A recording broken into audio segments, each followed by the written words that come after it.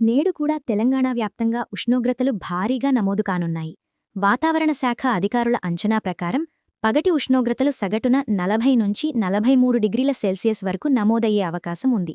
ముఖ్యంగా ఉమ్మడి ఖమ్మం, నల్గొండ, కరీంనగర్, రామగుండం, అలాగే నిజామాబాద్ లాంటి జిల్లాల్లో తీవ్ర వడగాల్పులు వీచే ప్రమాదం ఉంది. మధ్యాహ్నం 11 గంటల నుంచి సాయంత్రం 4 గంటల వరకు ఎండ తీవ్రత చాలా ఎక్కువగా ఉంటుంది. హైదరాబాద్ నగరంలో కూడా భానుడు భగభగమంటున్నాడు. కాబట్టి ప్రజలు అత్యవసరమైతే తప్ప మధ్యాహ్న సమయంలో బయటకు రాకండి. మీ ఆరోగ్యం జాగ్రత్త. ఎప్పటికప్పుడు ఓఆర్ఎస్, మజ్జిగ లాంటి ద్రవాహారాలు తీసుకుంటూ డీహైడ్రేషన్ బారిన పడకుండా చూసుకోండి. అయితే ఒక పక్క ఎండలు దంచుకొడుతుంటే మరో పక్క వాతావరణంలో వస్తున్న ఆకస్మిక మార్పుల వల్ల కొన్ని ప్రాంతాల్లో వానలు కూడా పలకరిస్తున్నాయి.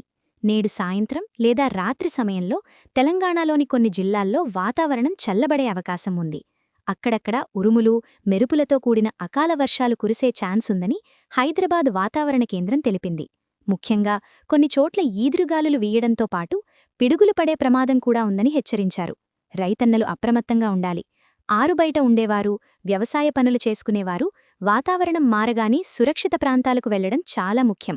ఇది నేటి తెలంగాణ వాతావరణ పరిస్థితి.